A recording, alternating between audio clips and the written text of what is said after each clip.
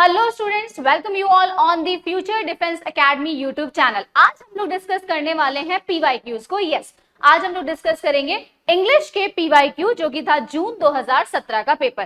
तो without wasting a single moment चलिए फटाफट से चलते हैं हमारी पीछे पेपर की तरफ। तो सबसे पहले देखिए, आज हम जो डिस्कस करने वाले हैं वह जून 2017 का पेपर है। इसमें पहले टाइम की अगर बात करें तो देखिए पहले कुछ चीजें चेंजेस थी। आज के कंपैरिजन में 2017 में काफी कुछ चेंजेस था। पहले आपका पेपर का फॉर्मेट इस तरीके से आता था, टाइम सिर्फ 1.5 घंटे था। अब इंग्लिश का पेपर का टाइमिंग कितना हो चुका है आप सभी जानते हैं। अब इंग्लिश के पेपर का टाइमिंग है 2 आवर्स। इंस्ट्रक्शंस की बात करें तो ये वाले पोर्शन में आज भी फ्लक्चुएशन आता है, लेकिन ओवरऑल हमारा इंग्लिश का पेपर जो है वो 125 मार्क्स का है। अब हमारा क्या टारगेट है? हमारा टारगेट कि आउट ऑफ 125 में से एटलीस्ट हम 100 नंबर लेके चले कि भाई हमें लाने ही लाने। लेकिन भाई RIMC है, इतनी आसानी से नहीं लाने देता। तो हमें वही ध्यान रखना है कि हमें कैसे ग्रिप करना है। मैक्सिमम आपको मालूम है 50% जो है वो क्वालिफाइड है, यानी कि आपको 125 में से उसका 50% लेकर आना है, टिल आपका क्या हो जाएगा क्वालिफाइड। तो पहला हमारा टारगेट क्वालिफाइड का रहेगा। तो चलिए पहले हम पेपर को सॉल्व करते हैं। सबसे पहला क्वेश्चन पेपर जब भी आता है तो उसमें आपका क्या होता है, या तो आपको अनसीन पोयम आएगी या फिर अनसीन पैसेज आता है। अभी पिछले कुछ सालों से लगातार अनसीन पैसेजेस आ रहे हैं, लेकिन 2017 का पेपर अगर आप देखेंगे तो उसमें सबसे पहले दे रखी है unseen poem. Read the poem given below and answer the questions that follow. I wondered lonely as a cloud, यानी मैं भटकता रहा किसकी तरह, बादल की तरह। तो पहली बात यहाँ पर इसी लाइन में एक चीज आपको बता देती हूँ। सबसे पहले टॉपिक के अंदर ही आपका एक लिटरेरी डिवाइस छुपा हुआ है।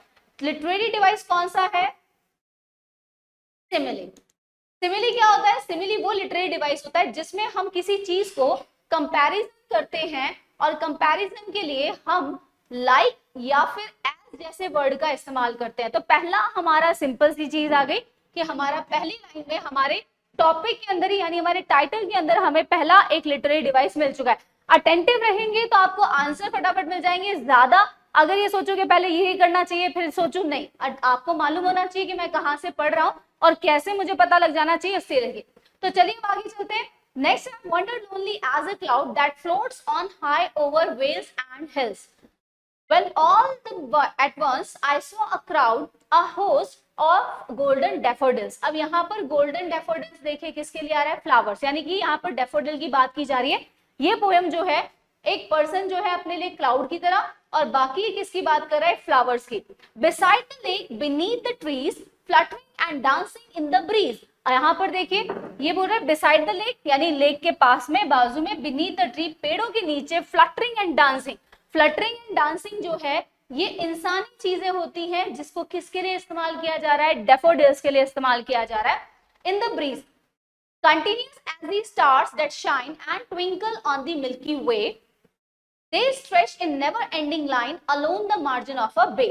अब देखिए यहाँ पर एक जो चीज हमें ध्यान रखनी है, एंडिंग वर्ड्स पे ध्यान रखो। क्लाउड, क्राउड, हिल्स, डैफोडिल्स, ये इसकी सिमिलर, यानी कि ये इसका मतलब इसके अंदर राइम स्कीम बहुत अच्छे से बन रही है। ए बी ए बी, तो ये आपकी राइम स्कीम भी इसकी आ गई।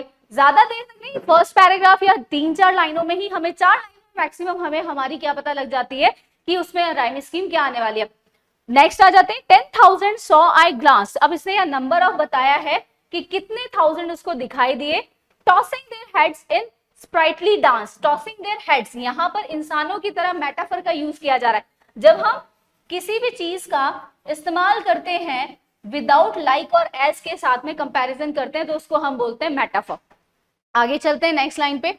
The waves beside them dance but they outdid the sparkling wave in glee. A poet could not but be gay in such a jocund company. I gazed, अब यहाँ पर एक वर्ड अलग आया है जॉकंड, इसको ध्यान रखना। आई गेज्ड एंड गेज्ड, अब यहाँ देखिए gazed and gazed. But little thought what wealth the show to me had brought. For off when on my couch I lie in vacant or in pensive mood, they flash upon that inward eye, which is the bliss of solitude। एक word यहाँ पर ध्यान रखें, solitude भी है। And then my heart with pleasure fills and dances with the daffodils। ये poem है William Wordsworth की, जो बहुत ही फेमस पोएट थे, एंड प्लस इनकी बहुत अच्छी बुक्स भी आई हुई हैं। द प्रिल्यूड इनका सबसे बड़ा क्या कह सकते हैं 14 वॉल्यूम का एक बुक है। एंड जिसके अंदर उन्होंने 14 वॉल्यूम्स में लिखा हुआ है, और प्लस में ये एक नेचर पोएट थे। तो अब अगर बात करें, ये नेचर को देखते थे नेचुरल वे में, ठीक है।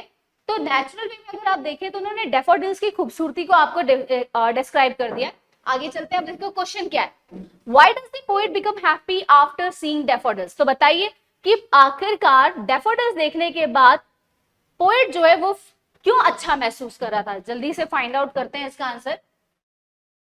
तो देखिए, the poet was happy initially said, पहली बात उसने क्या बोला है कि मैं ऑफन, जब भी मैं अपने काउच पे बैठा होता हूँ, आई वैकेंट और इन पेंसिव मूड, यानी कि जब मैं क्या हूँ, पेंसिव मूड के अंदर होता हूँ।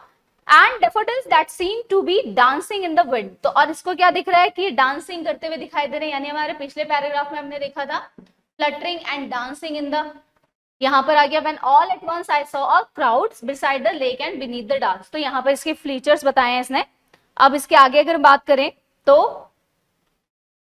और क्या क्या इसके फीचर्स आ रहे हैं यहाँ पर, and wind lifted mood and made him happy. तो अब यहाँ पर इसने लास्ट में क्या किया है, लास्ट लाइन अगर हम देखेंगे, which is the bliss of solitude, यानी अकेलेपन के अंदर जैसे ही मेरे दिल में क्या होता है, मेरे को वो डैफोडिल्स याद आते हैं नाचते हुए गाते हुए, तो मेरा जो दिल है वो खुशी से झूम उठता है। तो इसका मतलब why does the poet become happy, the poet becomes, ऐस लग जाएगा क्योंकि प्रेजेंट में आंसर है happy after seeing the daffodils because it decreases his pensive mood। वो उसका जो pensive mood होता है, उसकी सैड जो इनिशियल स्टेज पे वो दुखी था उसको कम कर देता है, प्लस उसकी जो dancing and fluttering of the daffodils main remain in the heart, वो उसके दिल में बसी हुई है, और फिर वो क्या करता है, उसको याद करके खुश होता रहता है जब भी वो क्या होता है, वैकेंट होता है यानी खाली बैठा हुआ है, या फिर सॉलिट्यूड कंडीशन में होता है यानी अकेलेपन में होता है। यानी उसके अकेलेपन को भी कौन रिमूव कर रहे हैं, डैफोडिल्स कर रहे हैं। With whom has the poet compared row of daffodils? किससे उसने कंपेयर किया है, चलिए डैफोडिल्स ने किससे कंपेयर किया था, they stretch in never ending line along the margin of the bay, 10,000 saw at glance tossing their heads in a springing way। तो देखिए यहाँ पर वो किससे कर रहा है, I wandered lonely as a cloud floats over wells and heights when all at once I saw the crowd, a host of golden daffodils beside the lake beneath the trees fluttering and dancing in the breeze continuous as the stars। यहाँ पर ये line जो है यहाँ पर इसने किया है as क्योंकि यहाँ पर किसका यूज हो रहा है, सिमिली का। सिमिली आ रहा है, किससे कंपैरिजन कर रहा है, स्टार्स से। तो आप यहाँ पर इसका आंसर क्या हो जाएगा, इसका आंसर हो जाएगा the poet has compared rose of daffodils with stars. किससे की है इसने, तारों से इसकी क्या की है, कंपैरिजन की है। In the first line refers to, अब फर्स्ट लाइन में क्या रेफर किया हुआ है, देखिए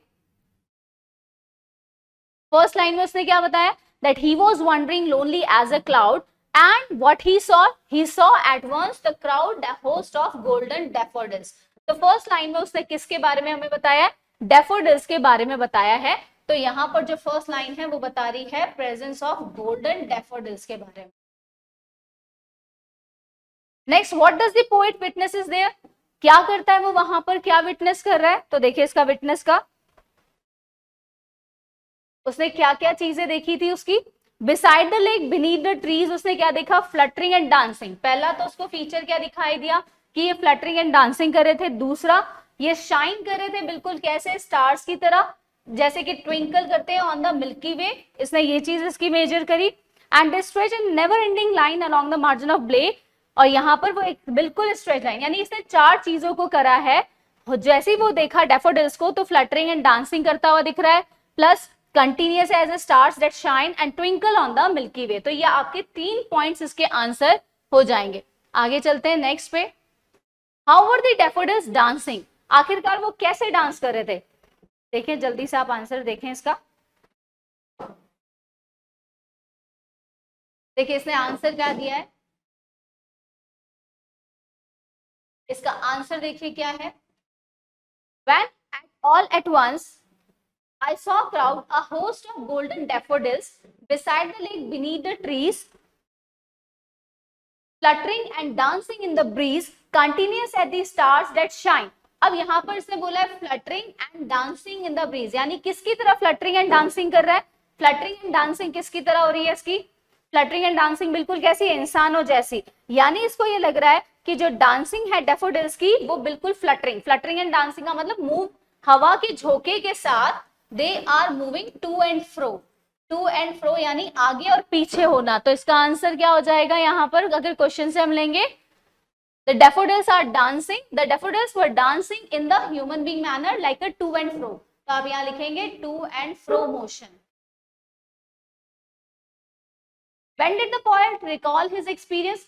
कब उसको याद आती है? तो सिंपल सी बात है, जब वो कहाँ बैठा होता है, उसने क्या कहा था, could not gaze, I gazed and gazed but little thought but that when my couch lie, यानी जब वो कहाँ पर बैठा होता है, अपने काउच पर बैठा होता है, यानी अपने सोफे पर बैठा होता है। तो the poet recalled his experience when he lied on his couch, जब वो अपने काउच पर बैठा हुआ होता है। Why does the poet feel happy in the end? क्यों उसको फीलिंग हो रही है हैप्पी वाली? देखो एंड में क्या बोला था उसने, and the uppermost eye which is the bliss of solitude and then my heart filled with pleasure and dances with the daffodils।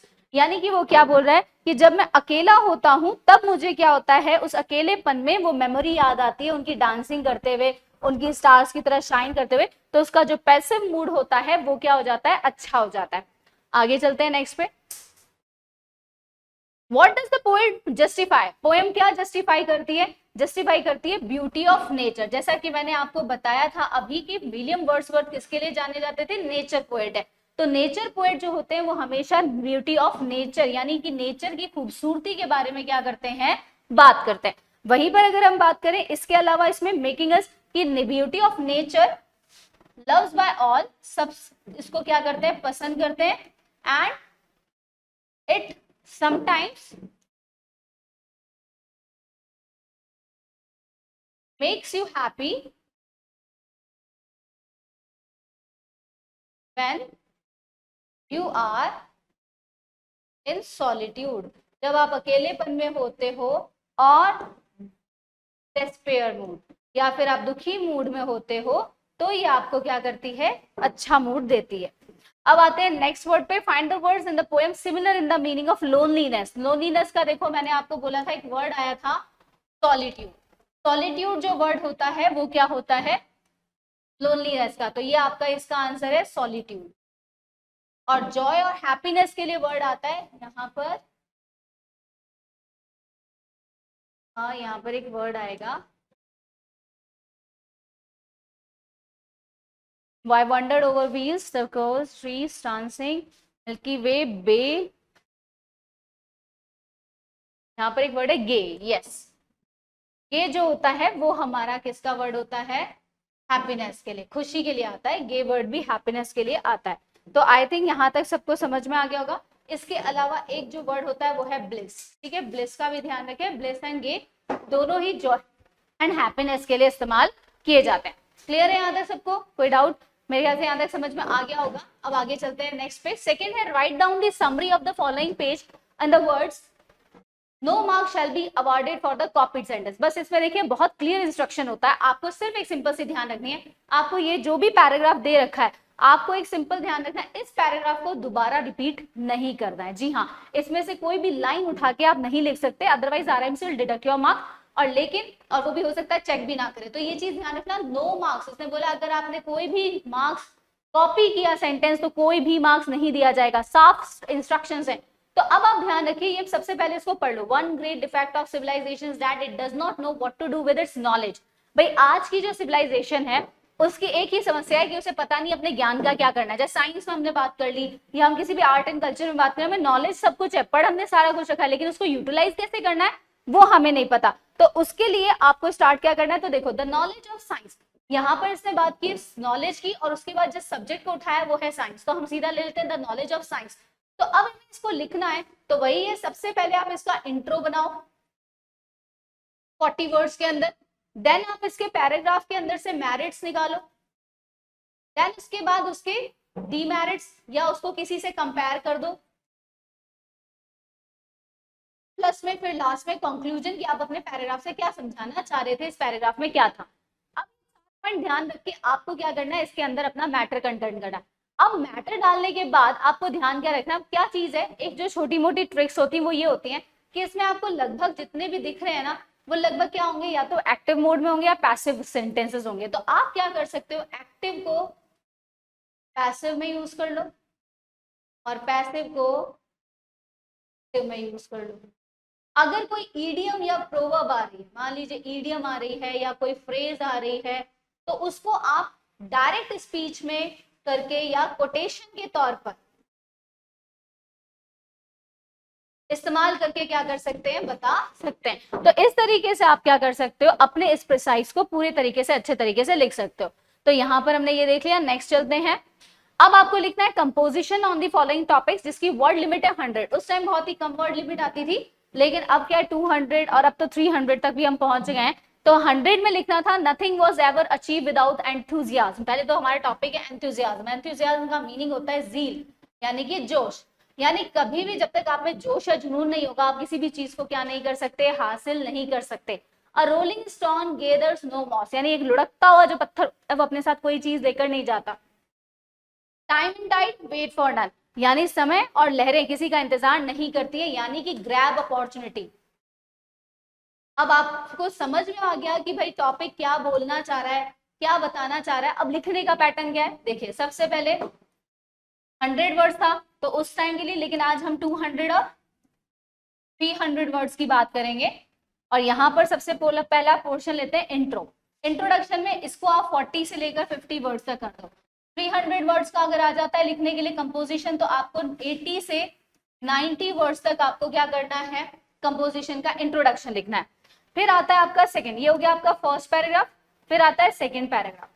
Second para देखिए क्या कहता है। सेकंड पैरा के अंदर आपको क्या करना होता है, उस चीज के बारे में बताना है जिसके बारे में हम बात करें, यानी कि nothing was achieved ever without enthusiasm.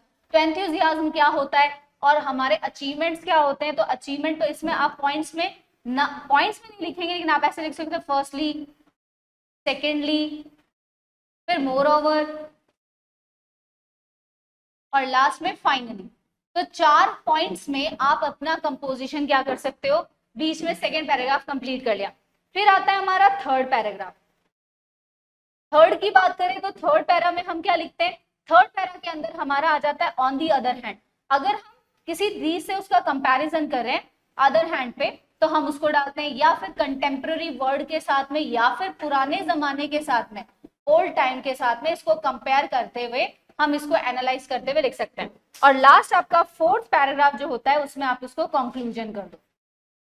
Conclusion part हो गया, ठीक है, कि आप इसको कंक्लूड कर रहे हैं। तो अब इस तरीके से आपको, अब टाइम एंड टाइड आ रहा है तो टाइम एंड टाइड से रिलेटेड आप बना दो कि टाइम वेट्स फॉर नन, या time is essential thing, is like वो नेवर क्या कहते हैं केयर्स अबाउट द टाइम और ऑलवेज फेलियर। तो ये सारी चीजें आप इसमें डाल सकते हो। तो इनके जरिए आप चाहो तो आप अपने सेक्शन बी को जितना ब्रिलियंटली लिखना चाहो बहुत अच्छे से लिख सकते हैं। आगे चलते हैं। Write a story which illustrates the truth of the statement, one line leads to another. एक झूठ के पीछे दूसरा झूठ बोलना पड़ता है। अब स्टोरी बनानी है तो यानी इससे पहले ही हमें moral of the story they दिया, यानी हमारी जो स्टोरी होनी चाहिए वो एक मॉरल बेस्ड होनी चाहिए जिसमें हमें अच्छी चीज बतानी है, यानी कि हमें हमारा एटीट्यूड कैसा रखना है, पॉजिटिव। दूसरा, इस पहला तो पॉजिटिव एटीट्यूड से स्टार्ट करना है। सेकंड, कंपैरिजन करना है उसमें। अब कंपैरिजन बिटवीन किस पे हो सकता है, कैरेक्टर्स में, कि आपने कोई कैरेक्टर लिया उसमें कंपैरिजन कर दिया कि एक अच्छा कैरेक्टर, एक बुरा कैरेक्टर, एक उसकी कहानी बना दी। थर्ड, इसमें क्या हो जाता है, उसके बाद आपका कोई ना कोई सिचुएशन ले लो और उसमें थ्रिल डाल दो, थोड़ा सा सस्पेंस डालना है तो सस्पेंस भी आप डाल सकते हैं। और स्टोरी की खासियत क्या होती है, उसको हॉरिफिक भी बना सकते हैं आप, प्लस में उसके अंदर थोड़े इमोशंस का भी होना चाहिए, इमोशनल भी हो, ताकि वो ज्यादा से ज्यादा अच्छी अटैच करे। और अगर चाहो तो अपना एक रियल एक्सपीरियंस भी उसमें शेयर कर सकते हो, क्योंकि हमारी जिंदगी में ऐसा तो है नहीं कि हम सत्यवादी हैं, कभी झूठ बोलते ही नहीं है। सुबह उठने से लेकर रात के सोने तक हम कितने सारे झूठ बोल देते हैं। तो इतने सत्यवादी तो हम भी पैदा नहीं हुए कि हम लोग कभी झूठ नहीं बोलेंगे। तो इसीलिए इस चीज का भी ध्यान रखें कि हमें अपने कुछ रियल एक्सपीरियंस भी हम अपनी स्टोरी के अंदर क्या कर सकते हैं, शेयर कर सकते हैं। जैसे फॉर माई लाइफ स्टोरी की, जैसे मैंने एक बार झूठ बोला था मेरी मैम को, जब मेरा हिंदी में काम पूरा नहीं था, कि मैम मैं कॉपी लाना, मतलब मेरी कॉपी जो है वो घर पर रह गई। तो मैम ने कहा ठीक है कोई बात नहीं, घर पे फोन कर दो कि कॉपी ला कर दे दो। तो मैंने कहा मैम घर पे कोई है ही नहीं। अच्छा कोई बात नहीं, पापा के नंबर है, पापा के नंबर पे फोन कर दो। तो अब वो एक झूठ के पीछे क्या करना पड़ा, आगे कंटिन्यू झूठ। इसलिए सीधा साधा मैम होमवर्क ही नहीं किया, बात ही खत्म। ज्यादा 2 डंडे ही तो खाने हैं और क्या करना है, लेकिन वो खा लेंगे। तो इसलिए एक झूठ के पीछे। तो ये आपकी स्टोरी होगी। You are Lakshman, write a letter to the editor of Bharat Times. आपको न्यूज़पेपर का दे रखा है, 120 वर्ड्स में लिखना है। And promotion of the tourism industry and for improving the facilities of the developing tourism in India. अभी आपको दे रखा है, तो सबसे पहले वैसे ये आपकी मार्जिन लाइन है, सारी चीजें लेफ्ट में आएंगी। सबसे पहले आप यहाँ लिखोगे सेंडर्स एड्रेस, यानी आप खुद जो है वो लिखिए यहाँ पर। देन उसके बाद आ जाएगा आपका डेट। देन आपको लिखना है रिसीवर्स एड्रेस, ये आपका 2 लाइन में होना चाहिए। ये आपकी डेट 1 लाइन में आनी चाहिए। ये आपका 3 लाइन्स में आएगा। देन उसके बाद आएगा आपका सब्जेक्ट, देन सैल्यूटेशन, या लीव कर दीजिए एक लाइन सैल्यूटेशन के लिए, और उसके बाद आपका बॉडी ऑफ लेटर। अब बॉडी या कंटेंट की हम बात करें तो ये कंटेंट या बॉडी जो होनी चाहिए, कम से कम आपका 2 से लेकर 3 पैराग्राफ्स तो फिक्स है। लेकिन अगर आपका अच्छा चाहिए तो आप 4th पैराग्राफ तक भी इसको खींच सकते हो, if you have a lot of content. अगर आपके पास बहुत सारा है, जैसे टूरिज्म को बढ़ावा देना चाहिए, तो टूरिज्म क्या होता है कि आप अतिथि देवो भव, ये हमारा एक कॉन्सेप्ट था, अतिथि देवो भव। इसको लेकर आप कर सकते हो कि हमारे यहाँ परंपरा रही है कि भाई जो भी बाहर से आते हैं वो हमारे अतिथि जो होता है देवता के समान होता है। तो फॉरेनर्स हमारे यहाँ आए टूरिज्म के लिए, तो हमारे देवता के समान है, जिनका हमें सम्मान करना चाहिए। पिछले कुछ डिकेड्स में अगर आपने देखा होगा, पिछले 10-15 सालों में ये हुए थे कि इंसिडेंट्स आ गए थे कि टूरिज्म के लिए जो बाहर से फॉरेनर्स आते हैं उनके साथ मिसबिहेव किया जाता है, चोरी हो जाती है, उनको मार भी दिया जाता है। तो ऐसी चीजें टूरिज्म को क्या करती हैं, रोक देती हैं। तो इसीलिए हमारी गवर्नमेंट की भी पॉलिसीज होनी चाहिए ऐसी कि टूरिज्म के अंदर स्ट्रिक्ट एक्शंस हो, उनकी प्रोटेक्शन का ध्यान रखा जाए। कोई उनको, अब जैसे यहाँ पर होता है कि हम लोग क्या करते हैं, हमारी जो चीजें 50 रुपए की बेच रहे हैं, लेकिन फॉरेनर को देखते हैं हम उसको 500 की कर देते हैं कि भैया वो हमें देकर जाएगा 500 रुपए। तो हमें ऐसा नहीं करना चाहिए, वाजिब चीजें और हमारी चीज। तो इन चीजों को ध्यान में रखते हुए क्या क्या फैसिलिटीज हमें डेवलपिंग करनी चाहिए कि हमें अपने अच्छे हेरिटेज को हमेशा संभाल के रखना चाहिए, पोल्यूशन फ्री बनाना चाहिए। प्लस में जो हमारी हेरिटेज साइट्स हैं उनकी रेगुलर मेंटेनेंस होनी चाहिए, कोई मिस हैपनिंग ना हो। और मेडिकल प्लस में वहां पर और भी चीजें, और गाइड्स जो हो वो प्रॉपर्ली ट्रेन होने चाहिए। सिस्टम जो टूरिज्म का हो, ट्रांसपोर्टेशन का, वो भी बहुत अच्छा आना चाहिए, कम्युनिकेशन बहुत अच्छा आना चाहिए। तो ये सारी चीजें आप इसमें डाल सकते हैं। तो यहाँ पर हमारा ये लेटर देन कंप्लीट हो जाएगा। फिर उसके बाद लास्ट आएगा, वहां पर आपको लिखना है सब्सक्रिप्शन पार्ट, यानी कि योर्स ट्रूली या योर्स सिंसियरली। और जो आपको नाम दे रखा है वो नाम लिख दीजिए, वरना कोई और भी, जैसे लक्ष्मण था तो आप यहाँ पर लक्ष्मण लिख देंगे। तो यहाँ पर ये चीजें आ जाएंगी।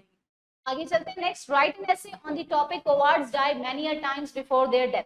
अब इसने बोला ऐसे लिखना है कि एक डरपोक इंसान मौत आने से पहले 1000 बार मरता है। यानी कि सिंपल सी बात है भाई, रोज डर के मारे मर रहे हैं, आज ये हो जाएगा तो आज वो आ जाए। डरपोक इंसान हमेशा ये सोचता है। जो निडर होता है वो जानता है मरना तो है ही एक ना एक दिन, चाहे आज मरो और चाहे कल मरो। तो बस सिंपल सी बात है। तो इसको लेकर आपको एक ऐसे लिखना है, तो आप इसमें सीधा से पहले से देखो क्या करोगे, इंट्रो दोगे। अबाउट दी ऐसे आपने दे दिया कि always the courage is always we worship. भाई बहादुरी की हमेशा क्या की जाती है, पूजा की जाती है। But courage is always not the meaning that कि आप लड़ने चले जाओ हथियार। करेज होता है इंटरनल पार्ट है, हमारा इनर पार्ट होता है, उसके लिए हम बात करते हैं। इनर पार्ट में अगर हम बात करें तो करेज जो होता है वो ऐसी चीज है जिसको हमें प्रमोट करती है हमारी रिस्क उठाने का। तो रिस्क जो होता है लाइफ के अंदर वो कौन उठाता है, करेजियस पर्सन उठाएगा, डरपोक थोड़ी ना उठाएगा। अब मेरे जैसा जैसे कुत्ते को देख कर भाग जाता है तो रिस्क थोड़ी ना उठाया जाएगा कि कुत्ते के साथ लड़ लो, वो नहीं है करेज। करेज का मीन्स है अपॉर्चुनिटीज हो गई आपके लिए। प्लस में अगर कोई ऐसा डेयरिंग वर्क है, किसी चीज को रोकना है, यानी अनफेयर चीज को रोकना है, तो वहां पर भी जो आप डेयरिंग दिखाते हो वो भी किसका पार्ट होता है, करेज का होता है। तो इस तरीके से क्या हो जाएगा, यहाँ पर आपको इसके बारे में बताना है। तो इंट्रो हो जाएगा, देन उसके बाद आपका वही फर्स्ट पैराग्राफ हो जाएगा जिसके अंदर आप उसके काफी सारी मेरिट्स बता सकते हो। सेकेंड पैराग्राफ जो है आपका वही बनेगा, अदर हैंड पे ले लीजिए, या फिर इसके अंदर आप उस करेज के या जो एक करेजियस पर्सन होता है उससे रिलेटेड कोई एग्जाम्पल दे सकते हो। एग्जाम्पल का मतलब जैसे हम बात करें हरक्यूलिस हो गया, पुराने जमाने में था, या फिर हम श्री राम का एग्जाम्पल दे सकते हैं कि करेजियस पर्सन जिसे कहा जाए, जस्टिफाइड पर्सन भी कह सकते हैं, और या फिर महाराणा प्रताप का आप एग्जाम्पल दे सकते हो। तो बहुत सारे ऐसे एग्जाम्पल्स मौजूद हैं। और थर्ड में आप क्या कर सकते हो, उसको कंक्लूड भी कर सकते हैं अगर आपके पास फोर्थ पार्ट नहीं है, और फोर्थ पार्ट है तो आप फोर्थ में कंक्लूड कर दीजिए, और थर्ड पार्ट के अंदर आप क्या करिए, उसको दूसरी चीज से कंपेयर करके बता दीजिए। तो ये हमारा यहाँ हो जाएगा। अब देखिए एक और दे रखा है letter, you are going to take part in debating a competition. Debate competition है, सेम वही आपको कॉन्सेप्ट रखना है, 40-50 वर्ड्स इंट्रो के लिए, first paragraph, second paragraph, third और फोर्थ, ये सारे आपको वही सेम इसके अंदर करने। Demonetization has done more harm than good to the nation. Demonetization जैसा कि हम सभी जानते हैं कि डीमोनेटाइजेशन के लिए किसकी बात करेंगे कि भाई आज नोटबंदी की बात हो रही है। अब देखो आज का नुकसान क्या हो रहा है कि 2000 का नोट अब बैन किया जा रहा है। तो लेटेस्ट करंट में आपको ये ध्यान रखना है कि 2000 के नोट को बंद किया जा रहा है। तो फिर इसको चलाने का रीजन ही क्या था? Just for the sake of कि आपने एक पब्लिक को कितना बड़ा नोट दे दिया, जब वो पब्लिक उसको ले ही नहीं पा रही, उसको एक्सपेंडिचर नहीं हो पा रहा, तो ये चीजें हमें बताना है कि कैसे, क्योंकि कॉमन पीपल या पुअर पीपल के लिए बात करें तो 2000 is the biggest amount for a bagger also. 10 रुपए होते हैं, खुले जाके बेचारा कुछ खा के तो आ सकता है, 2000 का नोट लेकर कहाँ जाएगा? तो आपको ये चीजें देखनी है उसकी। तो हम आ चुके हैं हमारे सेक्शन सी पे, ग्रामर का जो पार्ट है हमारा। अब इस ग्रामर के पार्ट में हमारे देखिए सबसे पहला जो क्वेश्चन होता है वो आता है डू एज डायरेक्टेड। ये हमेशा से शुरू से ही आता आ रहा है कि आपको ब्रैकेट में कुछ दिया जाएगा और मतलब आपको उसके अकॉर्डिंग क्या करना है, सेंटेंस को चेंज करना है। तो सबसे पहले हमारा सेंटेंस देखते हैं, cracking RIMC entrance exam is one of the most difficult things to do for many young students in the country. यानी यहाँ देखिए मोस्ट डिफिकल्ट वर्ड यूज हो रहा है, तो इसका मतलब ये ऑलरेडी कौन सी डिग्री में दे रखा है? सुपरलेटिव के अंदर। अब ये सुपरलेटिव डिग्री में आ रहा है और इसने बोला यूजिंग मोर डिफिकल्ट, यानी हमें इसको कंपैरिजन में करना है। अब कंपैरिजन करने के लिए देखिए हमें क्या होता है, एक पर्सन के साथ दूसरा चाहिए। तो cracking RIMC entrance exam is one of the most, यानी हमारा सब्जेक्ट हमें मिल चुका है more difficult than any other entrance exam. क्या हम इसको ऐसे कन्वर्ट कर सकते हैं? बिल्कुल, देन एनी अदर थिंग कर सकते हो या than any other exam more difficult thing, क्योंकि यहाँ पर थिंग आ रहा है तो हम एनी अदर थिंग कर देंगे। तो यहां पर हमारा क्या बन जाएगा, cracking RIMC entrance exam is more difficult than any other thing to do for many young students in the country. तो ये हमारा कंपैरेटिव हो गया। नेक्स्ट है हरी अप और you will miss the flight. तो चेंज इनटू कॉम्प्लेक्स। देखिए 3 तरह के सेंटेंसेस होते हैं, एक होता है सिंपल, एक होता है कॉम्प्लेक्स, एक होता है कंपाउंड। कॉम्प्लेक्स के अंदर क्या फायदा होता है? कॉम्प्लेक्स के अंदर आपको 2 सेंटेंसेस को जोड़ना होता है इफ क्लॉज और इनके साथ में। तो यानी इसमें हमारा इफ से स्टार्ट, यानी कि इसके अंदर जो हमारे यूज होते हैं वो होते हैं कोऑर्डिनेटिंग टाइप के कंजक्शंस को हम ले सकते हैं।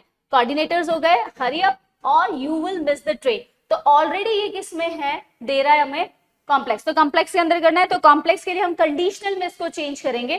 कंडीशनल में क्या हो जाएगा, देखिए एक पार्ट इसमें क्या होता है, अगर हम इसके कंडीशनल में करेंगे इफ यू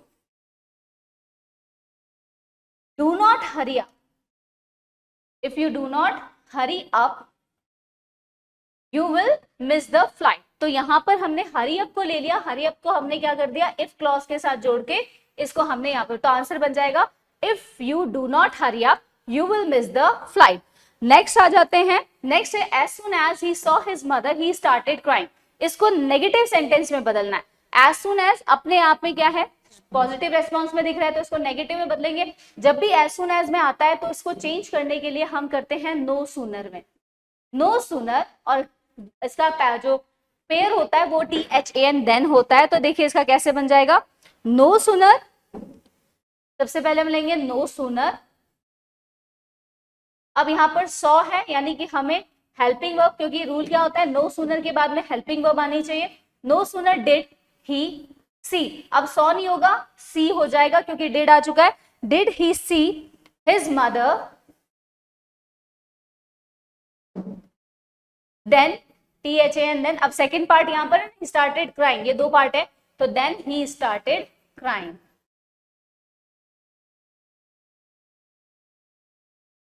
अब इसमें करना क्या होता है, सिंपल सा है, नो सूनर जब भी आए एक चीज याद रख लीजिए, हेल्पिंग वर्ब आनी चाहिए, हेल्पिंग वर्ब के बाद में हमारा सब्जेक्ट आना चाहिए और फिर हमारी क्या आती है, मेन वर्ब आती है। तो यहाँ पर हमारा तीनों चीजें सॉल्व हो गई। नेक्स्ट क्वेश्चन है, give one word for each of the following expression made exactly like something real in order to deceive. आपको ये बताना है यहाँ पर एक वर्ड कि भाई कि कौन सा ऐसा वर्ड है जिसको हम यूज करते हैं, मेक स्पेशली। देखिए इसमें क्या हो जाएगा, इसे क्या बोला है, made specially exactly like something real in order to deceive. धोखा देने के लिए बिल्कुल उसकी ट्रू कॉपी जैसा उसको बनाना, एग्जैक्टली बिल्कुल जो रियल होता है, तो इसको बोलते हैं काउंटरफीट। क्या कहा जाएगा, काउंटरफीट। ठीक है, नेक्स्ट आता है आपका इसमें a word spoken to help magic to be successful. अब कई बार आपने उसमें देखा होगा, छोटे छोटे बच्चों के कार्टून चैनल्स एंड इन सब में आता है आब्राकाडाब्रा, तो वो वाला जो वर्ड होता है एब्रिकेडाब्रा, ये सारा जो होता है ये कहलाते हैं वो मैजिकल वर्ड्स जो स्पोकन होते हैं, तो हम उसको आब्राकाडाब्रा, यहाँ पर आप यूज करेंगे आब्राकाडाब्रा। ठीक है, नेक्स्ट आता है वर्ड है वन हु लव्स मैनकाइंड, जो इंसानियत से प्रेम करता है उसे क्या बोलते हैं, उसे बोलते हैं फिलैंथ्रोपिस्ट। फिलैंथ्रोपिस्ट। ओके, नेक्स्ट है रेमेडी फॉर ऑल इल्स, सारी बीमारियों की एक ही दवा, वो है पेनेशिया, जैसे हिंदी में कहा जाता है रामबाण औषधि। Constant efforts to achieve something, लगातार लगे रहना, इसको बोलते हैं, sorry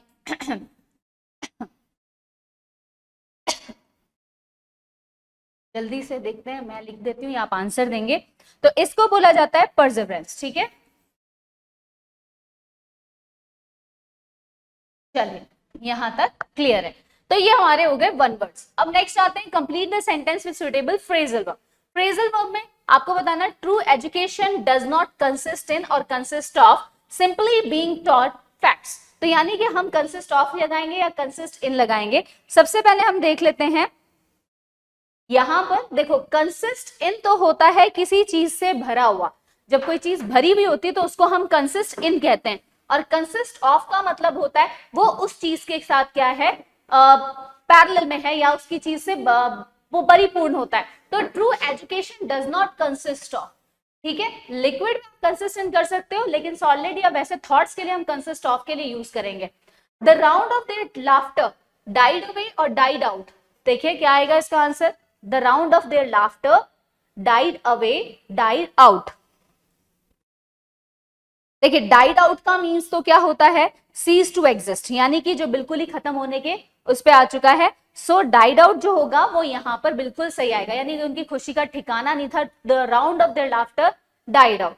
it was interesting to watch the greedy woman found over the wealthy old man. देखते हैं नेक्स्ट इसमें,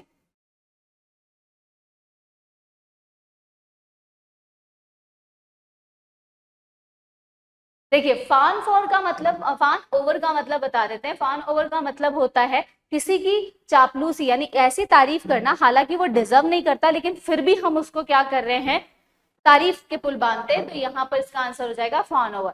marriages succeed when the husband and the wife are cut out for और cut out with each other, तो इसका answer क्या होगा, cut out for. जी हाँ, जब वो किस सॉल्यूशंस के साथ एक दूसरे के सामने आते हैं।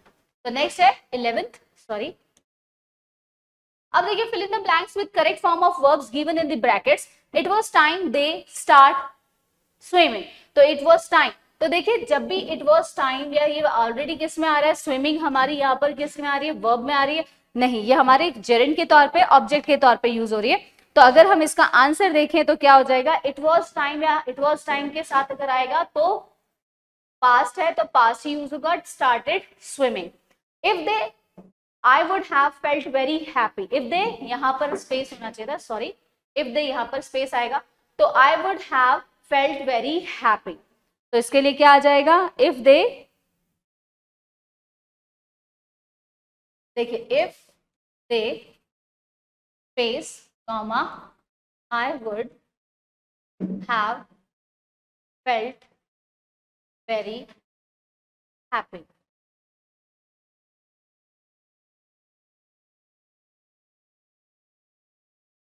तो यहां पर आपका आ जाएगा if they come, if they came I would have felt very happy.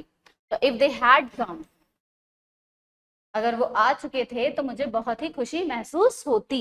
I can not do anything for you, you should me about your problem a little earlier. भाई तुम्हें मुझे बताना। अब देखिए शुड सिंपल सा इसमें ये आ रहा है शुड, तो यहाँ पर शुड के साथ में क्या आ जाएगा, आपको क्या करना है, शुड तुम्हें बता देना चाहिए था, मतलब मुझे पहले बता देती तो मेरे को प्रॉब्लम सॉल्व, यानी ये फ्यूचर के रेफरेंस में, और फ्यूचर में क्या होता है, बता दिया होता तो मैं शायद कुछ कर चुका होगा, तो यहां पर आ जाएगा हैव टोल्ड। ठीक है, तो ये इसके साथ में आ जाएगा। नेक्स्ट चलते हैं। Each of the following items consist of a sentence followed by 4 words, select the synonym of the word और the words occurring in the sentence in capital letter as per the context. Both parties were amenable to a peaceful settlement of the land. Agreeable, responsive, unwilling और doubtful. जल्दी से देखते हैं इसका answer. देखिए, कुछ भी एग्री होने के लिए जब हम करते हैं तो उसके लिए आता है, तो इसका जो सिनोनिम हो जाएगा, एमिएबल का मतलब होता है एग्री होना, तो एग्री होना है तो एग्रीबल, तो इसका आंसर क्या हो जाएगा? ए। ओके, तो नेक्स्ट पे आ जाते हैं। It was his magnanimity to overlook such remarks. तो अब देखिए मैग्नेमिटी का मतलब क्या होता है। सबसे पहले मैग्नेमिटी का मतलब क्या है? विलिंग टू फॉरगिव पीपल, लोगों को माफ करने के लिए तैयार रहना। विलिंग टू फॉरगिव पीपल, बड़ा चढ़ा के आगे चलता कि चलो मैंने तुम्हें माफ कर दिया, तो अब यहाँ क्या आ जाएगा? खुद क्या दिखाई दे रही है? जेनरोसिटी भी बोल सकते हैं इसको, है ना? तो जेनरोसिटी, दरिया दिली जिसे कहा जाता है, वो इसका आंसर हो जाएगा। Next, it was altruism of nations that sent relief supplies to Maharashtra. अब अल्ट्रुइज्म का मतलब क्या होता है? अल्ट्रुइज्म का मीन्स होता है अनसेल्फिश कंसर्न, यानी जो निस्वार्थ भाव से किया गया काम, अनसेल्फिश कंसर्न। तो यहाँ पर अनसेल्फिश कंसर्न है, तो रिचनेस, ग्रेटनेस, अनसेल्फिश, तो ये इसका मीनिंग यहीं पर आ गया, सिनोनिम दे रखा है ये वाला। There is a tact agreement between the superpowers not to engage themselves in armed conflicts. अब tacit का मीन्स क्या होता है? understood without, मतलब ये डायरेक्टली बिना बोले ही understood हो जाना, understood without saying, ठीक है? तो बिना कहे समझना, तो unspoken, speechless, silence या unwritten, तो इसका क्या हो जाएगा आपका? इसका हो जाएगा फर्स्ट, यस, unspoken, यानी ऐसी चीज जो unspoken है फिर भी हम समझ गए। नेक्स्ट आते हैं हम नेक्स्ट क्वेश्चन की ओर। The 5 experiments gave desperate result. तो डेस्परेट का मतलब क्या होगा? डेस्परेट का मतलब होता है डिफरेंट, ठीक है? डेस्परेट का मतलब होता है, सेपरेट से समझ जाइए कि इसका मतलब हो गया डिफरेंट, ठीक है? तो डिफरेंट है तो लगा लो हिसाब, यहाँ पर क्या आ जाएगा? फोर्थ हो जाएगा इसका आंसर। ओके, नेक्स्ट क्वेश्चन पे आते हैं इसके। There was always a imminent danger of the falling of that damaged roof. तो इसका इमिनेंट का मीनिंग क्या होता है? मतलब जो बहुत जल्दी होने वाला है, ठीक है? Coming to happen very soon, ठीक है? कमिंग और हैपन वेरी सून, जो जल्दी होने वाला है उसके लिए हम क्या करते हैं? इमिनेंट वर्ड का यूज करते हैं। तो कांस्टेंट, इम्पेंडिंग, रिमोट या फेवरेबल, तो देखिए इसका जो सिनोनिम होगा वो इम्पेंडिंग होगा, यानी जो पेंडिंग में नहीं है, इम्पेंडिंग। नेक्स्ट आते हैं fill in the blanks with appropriate preposition. Preposition में आपको फिल करने हैं इसके अंदर। They do not approve your action in the matter, Marsha deals, तो यहाँ approve, they do not approve your action in the matter, तो क्या आ जाएगा? They do not approve of your matter, तुम्हारे मैटर को, का जब होता है अप्रूवल ऑफ दिया जाता है। मार्शा डील्स, डील्स, जब डील्स वर्ड आता है तो वो डील्स इन आता है, ध्यान रख लेना। डीलिंग करती है तो डीलिंग में जिस बिजनेस के अंदर होते हैं उसमें डील्स आ रहा है तो इन आएगा। The teacher sent her a letter of appreciation mistake, मतलब उसको गलती से भेज दिया, तो मिस्टेक के साथ में बाय, बाय मिस्टेक हम कहते हैं, हम लोग भी कहते हैं ना बाय मिस्टेक मैंने कर दिया। The police are looking the matter, यहाँ पर स्पेस है, यहाँ पर ध्यान रखें। लुकिंग के साथ में होता है इनटू, ठीक है? लुक इनटू, लुक के साथ में एक है किसी मैटर में इन्वॉल्व होना या उसमें ध्यान देना, उसको देखना। She has been suffering from pneumonia, last week आ रहा है तो लास्ट के साथ आता है तो हमेशा फिक्स टाइम है, फिक्स के लिए हमारा यूज होता है since. When I parted, part word आ रहा है, अलग होते हैं, अलग किसी चीज से होते हैं तो from, parted from my mother, there were tears in my eyes. Mohini resembles, Mohini resembles her mother, तो देखिए मोहिनी रिजेंबल्स, रिजेंबल वर्ड है कि अपनी मम्मी जैसी दिखती है, तो यानी कि यहाँ पर कोई भी प्रीपोजिशन नहीं आएगा। Joseph miss the bus and went to school, foot आता है तो फुट पे क्या आएगा? बाय फुट या ऑन फुट, हमेशा ध्यान रखिए ऑन होता है, ठीक है? बाय फुट नहीं होता है, on foot. Do not compare me, मेरा कंपैरिजन किससे मत करो? विद, हमेशा कंपैरिजन जब होता है विद, या फिर हम किसी इंस्ट्रूमेंट को यूज कर रहे हैं तो उसके लिए भी हम किसका इस्तेमाल करते हैं? विद का करते हैं। Paul came to meet me on Monday, days के आगे हमेशा क्या लगता है, ऑन का यूज किया जाता है। तो हम आगे चलते हैं नेक्स्ट क्वेश्चन की ओर। ओके, तो अब हम आ गए नेक्स्ट क्वेश्चन 14 नंबर पे, जिसका क्वेश्चन है choose the alternative which best expresses the meaning of the idiom underline. जो जिसमें ईडियम है, जो अंडरलाइन वर्ड है, उसको आपको क्या करना है, बेस्ट एक्सप्रेस, जो उसका मीनिंग क्लियर करता है इन चारों ऑप्शन में से। He made light of his father's advice. अब यहाँ पर देखिए, he made light of his father's advice का मतलब क्या होता है। पहले हम बात करते हैं मेड लाइट। देखो सेंटेंस से पढ़कर लग रहा है कि फादर की एडवाइस पर अगर लाइट आ रहा है, तो लाइट का मतलब क्या हो रहा है कि वो सीरियसली ले रहा है। तो इसका मतलब वो उसको सीरियसली एग्रीड कर रहा है या उसको रेडीली फॉलो कर सकता है। तो यहाँ पर ऐसा कौन सा चीज है जो उसके पॉजिटिव रेस्पॉन्स में, देखो डिसरिगार्डेड आ रहा है तो ये नेगेटिव हो गया, ट्रीटेड लाइटली ये भी नेगेटिव आ गया, रिजेक्टेड भी नेगेटिव आ गया, तो इसका मतलब फॉलोड रेडीली, ये एक इसका पॉजिटिव आंसर दे रहा है। लेकिन लाइटेड का मतलब क्या होता है, देखो लाइटेड का मतलब क्या हो जाता है यहाँ पर। लाइटेड का मतलब हमेशा ये मत लीजिए कि हल्का क्या कहते हैं उस पे क्या कहते हैं पॉजिटिव रेस्पॉन्स। हमें जो देखना है वो ये भी देखना है कि मेड लाइट का मतलब उसको बिल्कुल हल्का, तो आपको यहाँ पर लेना है उसको लाइटेड, डिसरिगार्डेड। तो इसका आंसर क्या होगा, डिसरिगार्डेड होगा, ना कि फॉलोड रेडीली होगा। ओके, नेक्स्ट बात करते हैं, नेक्स्ट क्वेश्चन पे चलते हैं 14 के।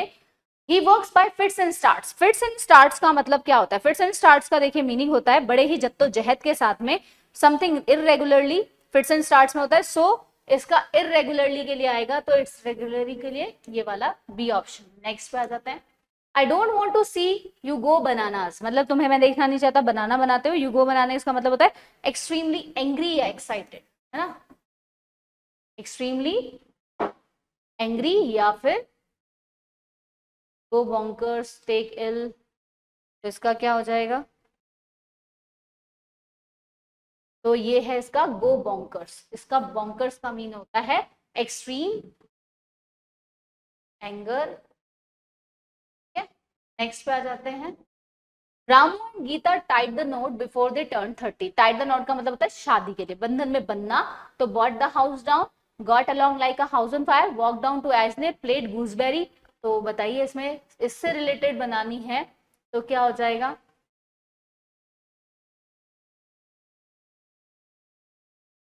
तो इससे रिलेटेड वाली है वॉक डाउन द आइलैंड। नेक्स्ट पे आ जाते हैं। If we do not listen the red to our parents we will be in the soup. तो we will be in the soup में क्या आ जाएगा, इसका मीनिंग होता है अनप्लीजेंट या डिफिकल्ट सिचुएशन में आ जाएंगे, तो इन अ पिकल, यानी हम किस में आ जाएंगे, अचार की तरह हो जाएंगे, हमारा अचार बन जाएगा। नेक्स्ट पे आते हैं। Choose the words closest in meaning to the words underline. Ronit was irked by what Tony said. Irked का मतलब होता है इर्कसम। इर्कसम का मतलब होता है बहुत ही क्या कह सकते हैं, दुखदाई टाइप का था, बहुत ज्यादा दर्दनाक होता है ना, उसके लिए कहा जाता है इरिटेटेड टाइप का। तो यहाँ पर से मीनिंग देखो क्या हो सकता है, प्लीज का मतलब तो होगा नहीं, डिस्करेज भी इसमें नहीं होगा, मिफ्ट और एम्बोल्डन। अब मिफ्ट और एल्बॉन्डन का मीन्स देख लेते हैं। इसमें आएगा मिफ्ट, मिफ्ट जो होता है वो इसका क्लोजली मीनिंग है, एम्बोल्डन नहीं है, यानी बोल्डेड नहीं होगा। नेक्स्ट चलते हैं। Jitendra was appreciated for doing this assignment meticulously. तो मेटिकुलसली का मतलब होता है बहुत ही अच्छे तरीके से करना, है ना। तो मेटिकुलस का मतलब होता है वैसे तो हरफन मौला, यानी केयरफुली करने वाला, ग्रेट अटेंशन। तो इसमें हो जाएगा फास्टिडियसली, फास्टिडियसली। इसका होगा क्विकली नहीं होगा, कॉम्प्रिहेंसिवली नहीं होगा, और ना ही अट्रैक्टिवली होगा।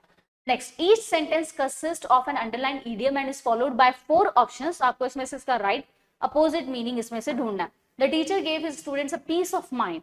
तो इसका मतलब put them in pedestal, put them in the sword, put them in at bay, और टैंड देयर हाइड। तो इसमें देख लेते हैं फटाफट से। तो इसका आंसर क्या हो जाएगा, देखिए इसका आंसर यहाँ पर पॉजिटिव बात हो रही है, नेगेटिव ढूंढना है तो पेडेस्टल, इसका अपोजिट होता है पेडेस्टल वाला, पीस ऑफ माइंड, और ये हो जाता है पेडेस्टल। इसका याद करो नीचे पैरों में। Henry has jumped on the band wagon of opening a kids centre in every locality. तो बैंड वैगन का मतलब होता है activity that has become very popular, जो इन दिनों बहुत पॉपुलर में चल रहा है, ट्रेंड में जो चल रहा है उसको हम बोल सकते हैं। आजकल वर्ड यूज होता है ट्रेंड में, जो चल रहा है वो है ओपनिंग अ किड सेंटर्स इन लोग। तो अब यहाँ पर इसका अपोजिट देखना है ना, तो इसका अपोजिट देखिए क्या होगा, इसका अपोजिट होगा स्विंग अगेंस्ट द टाइड, क्या है, स्विम अगेंस्ट द टाइड, यानी कि लहरों के विपरीत चल रहा है, ठीक है। Choose the word which is opposite in the meaning word given in the board. The students labour met with fervent appreciation from her teachers. तो यहाँ पर क्या आ जाएगा, फर्वेंट का मीन्स होता है एग्जिबिटिंग और marked by great intensity feeling, यानी फीलिंग के साथ चीजें आती है तब हम उसके लिए यूज करते हैं। तो यहाँ पर आ जाएगा आपके लिए वर्ड जो यूज होगा वो वर्ड हो जाएगा आपका ल्यूकवार्म, ये होगा इसका, ढीला डाला, है ना, लेबर विथ फर्वेंट का ढीला डाला, lukewarm. Police refuse to divulge the identity of speaker, यानी इसको रिवील नहीं करना चाहते थे, डाइवर्ज कर दिया। डाइवर्ज का मीन्स होता है something that is secret to be known, लेकिन इसका अपोजिट होगा कंसील, है ना, कंसील करना। नेक्स्ट है मैमथ। मैमथ का मीन्स होता है बहुत विशाल टाइप के ना जानवर, जो पहले होते थे मैमथ, टस्कस जिन्हें कहा जाता था मैमथ टाइप में, तो मैमथ का हो जाएगा आपका टाइम, बहुत ही छोटू सा। Next, his urbane attitude won his many friends, rude, rustic, violent और इनडिफरेंट, है ना।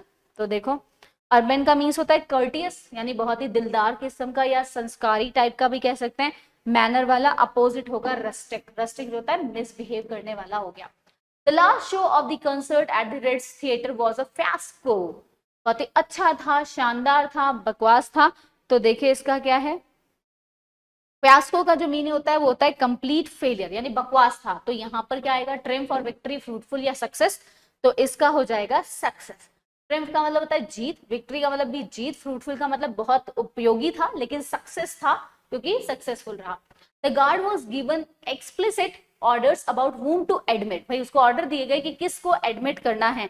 एक्सप्लिसिट का मीन्स क्या होगा, देखिए एक्सप्लिसिट का जो मीन्स होता है बिल्कुल क्लियरली बोलना, है ना, क्लियरली बोलना। तो इसका मतलब क्या हो गया, इसका अपोजिट में क्या आ जाएगा, जहां पर आप किसी के लिए कोई कंफ्यूजन नहीं छोड़ते, कुछ भी नहीं छोड़ोगे, सो इसका अपोजिट होता है एम्बिजियस। ओके, इसका अपोजिट क्या हो जाएगा, एम्बिजियस हो जाएगा। अब आगे हम बात करते हैं नेक्स्ट पे, fill in the blanks with most appropriate modal।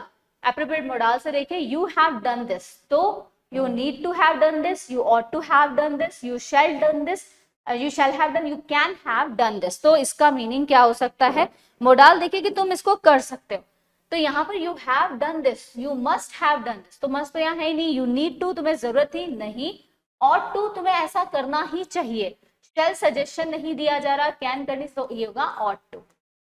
I dash rather stay at home than go out tonight। I would, है ना, rather के साथ एक चीज जोड़ी बना दीजिए would की, I would rather, तो इसके लिए हमेशा किसका इस्तेमाल होता है, would का इस्तेमाल किया जाता है। नेक्स्ट पे आते हैं हम लोग, नेक्स्ट क्वेश्चन पे, you speak the truth I shall pardon, यानी जब भी ऐसा कंडीशनल सेंटेंस होता है तो मैक्सिमम इन कंडीशनल सेंटेंस में स्टार्टिंग इफ से होती है, इफ से होती है, क्योंकि फर्स्ट पार्ट में अगर प्रेजेंट टेंस आ रहा है एंड सेकेंड पार्ट में फ्यूचर आ रहा है, सिंपल फ्यूचर, तो आगे स्टार्टिंग इफ से। तो हमेशा कंडीशनल को स्टार्ट किससे करो, इफ से किया करो। He not to do it, he need not do it, he needs to not to do it, he do it not do it, और नन ऑफ दीज। तो देखिए डी का क्या आंसर हो जाएगा, जरूरत नहीं है ऐसा करने के लिए, तो यहाँ आएगा he need not do it. Next, let's stop at the next rest area we, तो देखिए हमेशा ध्यान रख लीजिए, लेट्स या लेटर्स, इससे जब भी कोई सेंटेंस स्टार्ट होता है तो इनका जो क्वेश्चन टैग होता है, या हम जिसे टैग क्वेश्चन भी कह सकते हैं, कई लोग अलग अलग बोलते हैं, तो वो हमेशा होता है शेल, ठीक है। तो इसका आंसर क्या हो जाएगा, शेल वी। तो let us stop the rest area, तो शेल वी, विल वी नहीं होगा इसमें,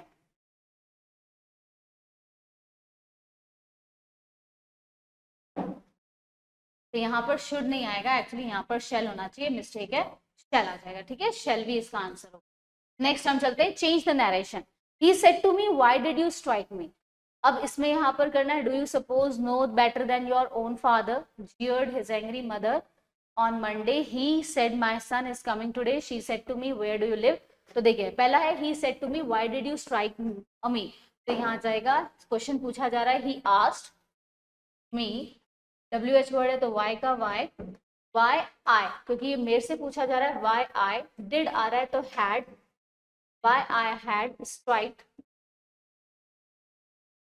him, ये इसका आंसर हो जाएगा, why I had struck, sorry strike नहीं होता, struck him।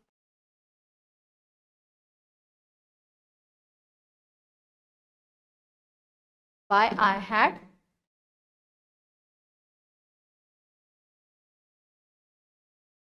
struck him. Okay, ये हो गया फर्स्ट का. Do you suppose you know better than your own father? इसका आगे का पार्ट है ये बी. तो उसकी मदर जो थी वो गुस्सा हुई, तो इसके आगे सेंटेंस है एक्चुअली हिज मदर jeered. ये इसका है ना, jeered his angry mother. उसकी मदर, तो सेकंड क्या बन जाएगा, his angry mother. His angry mother jeered at him.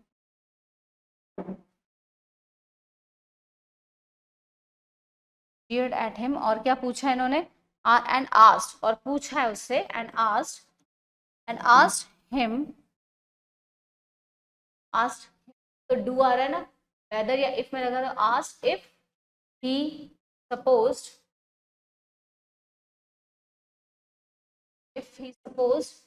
he knew better than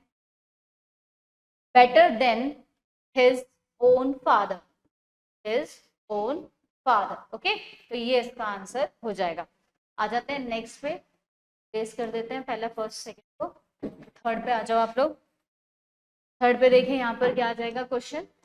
third पे हमारे पास में on Monday he said my son is coming today. तो अब यहाँ पर देखो क्या आ जाएगा, यहाँ पर है आपका आंसर क्या आ जाएगा, ही सेड ऑन मंडे. सबसे पहले तो ही सेड ऑन मंडे, भाई मंडे को उसने मुझसे कहा दैट हिज सन.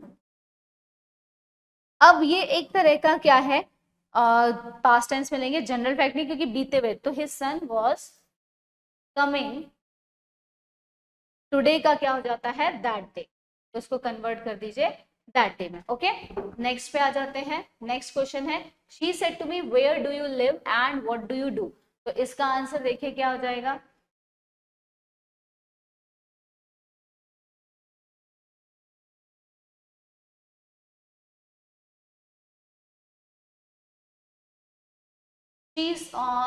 said, तो she asked, क्योंकि क्वेश्चन पूछा जा रहा है, she asked me where do you live, where I lived.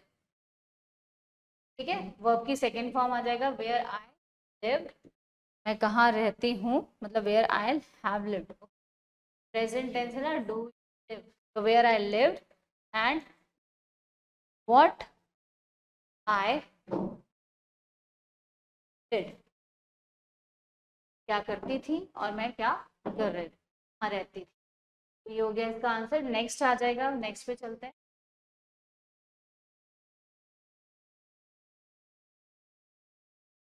Next का क्वेश्चन देखिए, नेक्स्ट वाले में हम आ जाते हैं. He said to you, I like you for your honesty. Okay, told me, क्योंकि यहाँ पर नॉर्मल सेंटेंस है, he told you that she liked you for your honesty. ये बात हम किसी और को कह रहे हैं, तो यहाँ पर इसका आंसर, तो यहाँ पर स्टूडेंट्स हमारा 2017 जून का जो हमने क्वेश्चन पेपर था वो सॉल्व किया है. अगर होप है कि कुछ चीजें इसमें मिस्टेक्स भी हैं, क्योंकि काफी सारे स्लाइड्स और पहले वाले पैटर्न के अकॉर्डिंग देखा जाए तो काफी कुछ चेंजेस इसमें हमें देखने को मिले. तो आई होप कि आपको आज का पेपर सॉल्व हुआ है, तो जो मिस्टेक्स हो आप उसको देखिएगा और बताइएगा भी जरूर. और अगर आपके कोई डाउट्स एंड क्वेरीज हो तो प्लीज हमें इन्फॉर्म कीजिए, बताइए. आपके डाउट्स एंड क्वेरीज को हम ऑनलाइन भी करेंगे और जल्द ही हम एक महा मैराथन क्लास लेकर आएंगे जिसको हम आपके साथ में शेयर करने वाले हैं. सो प्लीज कीप वॉचिंग और प्लीज वीडियो लाइक करें, शेयर करें, अगर अच्छा लगे तो एक छोटा सा कमेंट जरूर करें. Till then thank you so much. जय हिंद, जय भारत.